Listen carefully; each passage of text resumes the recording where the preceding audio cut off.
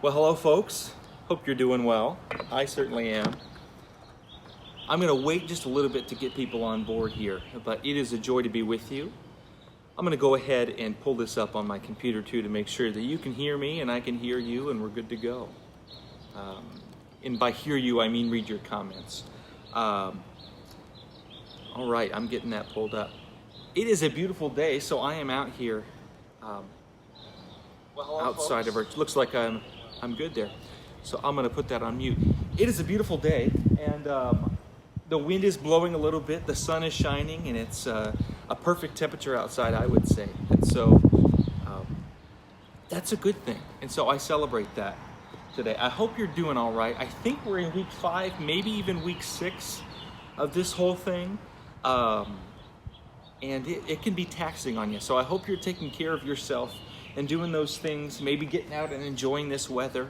I was just talking with Mira Lee, our office manager, as she was in to get some mail and do some other things. And she was mentioning how she's thankful that this happened when it did towards the spring, late winter, rather than in the dead of winter. Of course, we wish it hadn't happened at all, but to be able to get out and about and do things is a good thing. So I hope you're doing that. I see some people are tuning in here. I'm going to give just a couple more seconds for people to get on, because I'd love to hear as you drop a comment about how you're doing, how we can pray for you. I like to do this live if we can. So I know people will be watching this back later to get clued in on some things. But all right.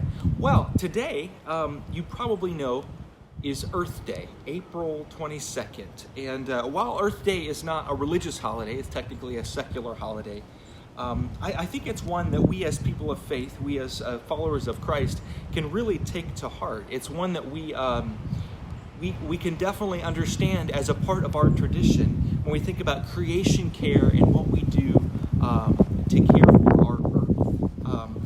And 50 years ago it was started, but I think it has an important role in our faith even now, as we think about care for creation and what we do in that regard. And it got me thinking about a number of different things, including the creation story. And if we go back all the way back to the first chapter of Scripture, which I bet you've had a chance to read at one point or another. There's so much we could unpack here, but I want to read from Genesis, going all the way back, chapter 1, verses 24 through about 34, and then talk about what it means to care for creation even now. It says, "And God said, let the earth bring forth living creatures of every kind, cattle and creeping things and wild animals of the earth of every kind. And it was so. God made the wild animals of the earth of every kind, the cattle of every kind, and everything that creeps on the ground of every kind. And God saw that it was good. And then God said, let us make humankind in our image, according to our likeness, and let them have dominion over the fish of the sea and the birds of the air, and over the cattle and over the wild animals of the earth, and over every creeping thing that creeps on the earth. So God created humankind in his image, and in the image of God he created them. Male and female he created them. God blessed them, and God said to them, be fruitful and multiply, and fill the earth and subdue it, and have dominion over the fish of the sea, and over the birds of the air, and over every living thing that moves on the earth. God said, see, I have given you every plant, seed that is upon the face of the earth, and every tree with the seed in its fruit, and you shall have for them food. And to the beast of the earth, and to every bird of the air, and to everything that creeps on the earth, everything has been given the breath of life. And I have given every green plant for food. And it was so. God saw everything that he had made, and indeed it was very good. And there was evening and there was morning on the first day. I think it's an interesting scripture, and it's one you probably heard, and you probably heard interpreted before. This idea of God creating all of the things of the earth, and before that, creating humankind.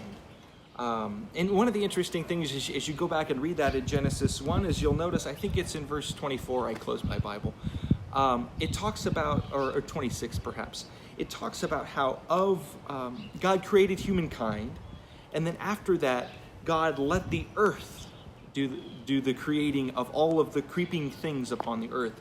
That is to say, the earth had some agency, the earth had some responsibility. And then after that, we read something which I think is often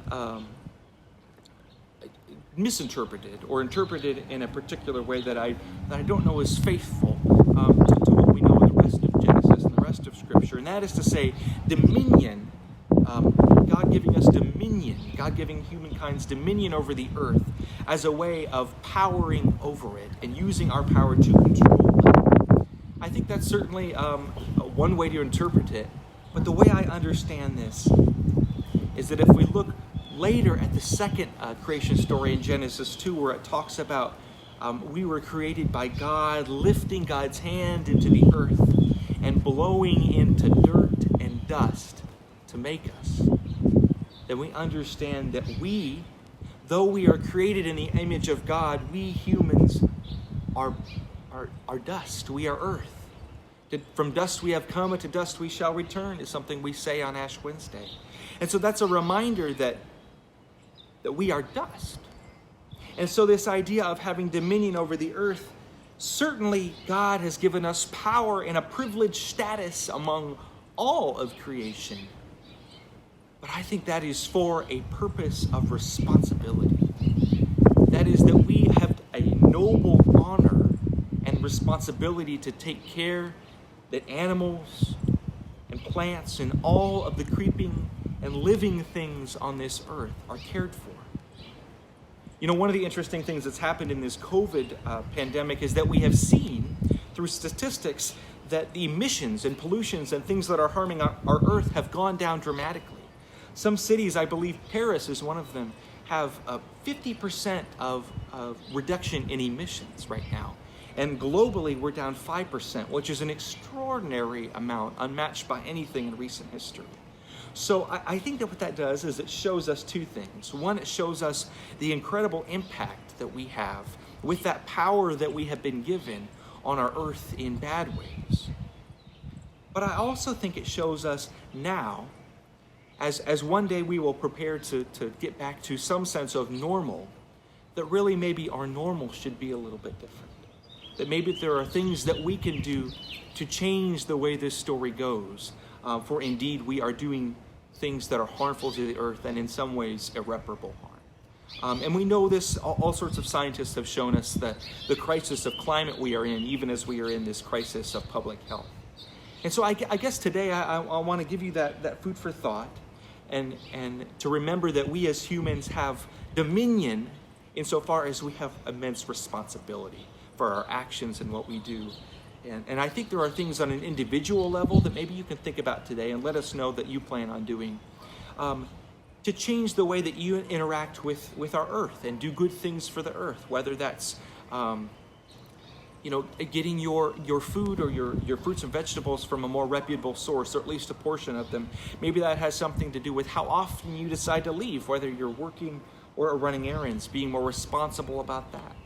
Or maybe it has something to do larger with the way we interact with the world and the systems we are a part of that do harm, the industries, the fossil fuel industries and others that are doing harm. Even as we know they power our cars that drive us from here to there, they are harming our world.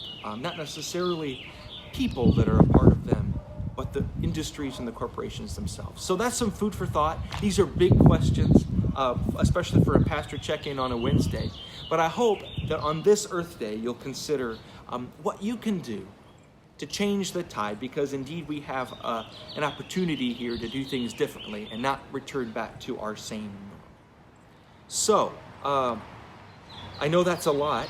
Let me know if you have any thoughts about that. These are big questions, but I think we're in a time full of big questions. So I'll leave it there today for you.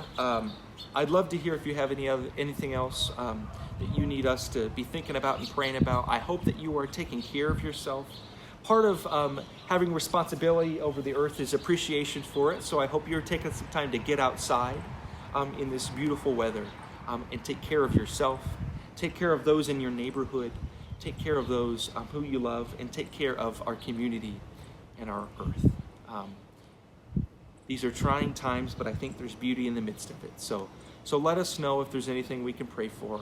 Drop a comment below, and I'll be sure to get back to it. But know that you are cared for, you are loved, and you are part of our community. And for that, I give you thanks and give God thanks. Take care, guys.